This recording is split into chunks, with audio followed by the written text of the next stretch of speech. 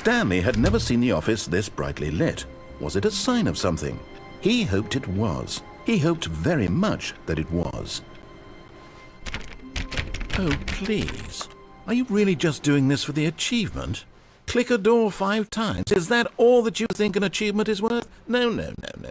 I can't just give these merits away for such little effort. A measly 5 clicks. Stanley lifted the bucket into his arms, and a wave of comfort rushed over him.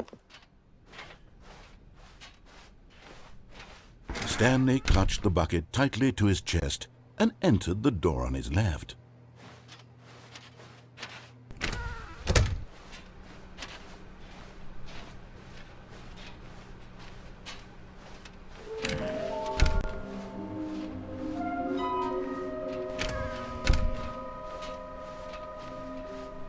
Coming to a staircase, Stanley and the bucket walked upstairs to the boss's office.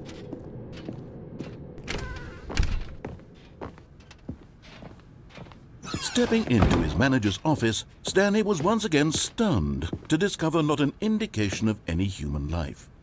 Crushed by the weight of this revelation, Stanley may have broken down into an emotional dumpster fire if not for the soothing presence of the bucket. Even now, in his darkest of hours, did the bucket's warmth and guiding light pierce the dark clouds of confusion and chaos. It would be with him always. The bucket would, and he knew it. The two of them were inseparable. At this point, Stanley was so absorbed in the tender spiritual connection he shared with the bucket that he didn't notice the keypad behind the boss's desk. Nor in his bliss of simply being near the bucket did he have any notion that the PIN number for the keypad was 2845.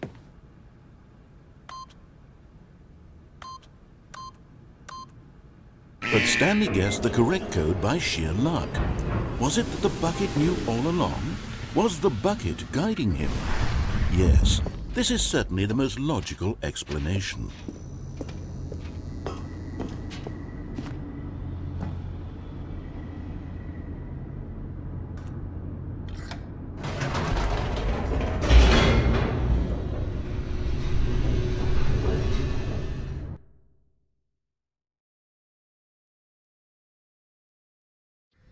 The elevator raced downward, plummeting towards an unknown fate.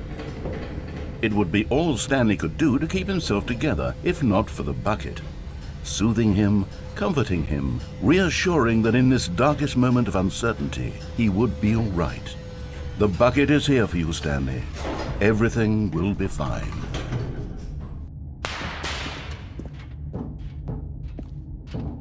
Stanley and the bucket walked straight ahead through the large door that read, Mind Control Facility.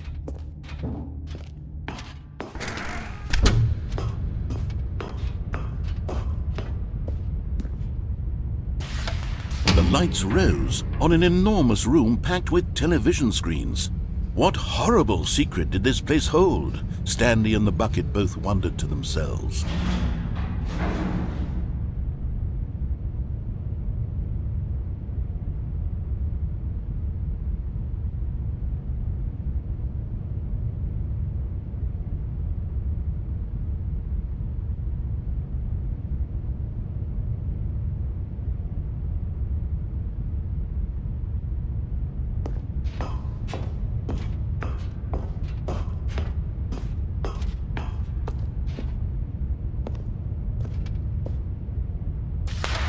The monitors jumped to life, and Stanley nearly dropped the bucket in shock.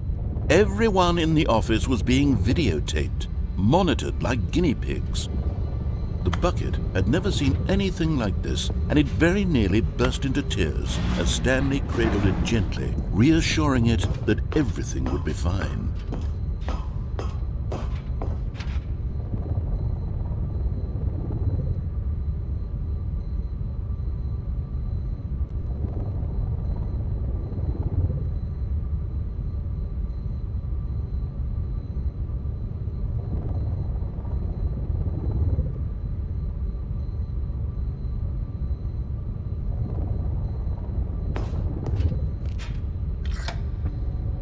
Was the bucket under the mind control facility's influence as well? Had the bucket been told to do things it didn't wish to do? What kinds of things does a bucket want to do or not want to do in the first place? These questions raced furiously in Stanley's feeble mind.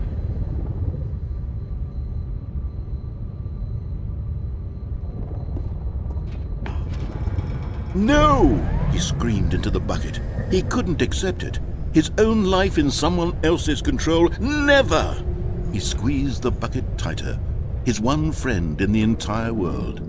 At this point, he could trust no one except for the bucket. But here was the proof. The heart of the operation. Controls labeled with emotions, happy or sad or content. Walking, eating, working, all of it monitored and commanded from this very place. And as the cold reality of his past began to sink in, Stanley decided that this machinery would never again exert its terrible power over another human life. For he and the bucket would dismantle the controls for good. Two best friends, Stanley and the bucket, up against the world. They high-fived in a really cool way.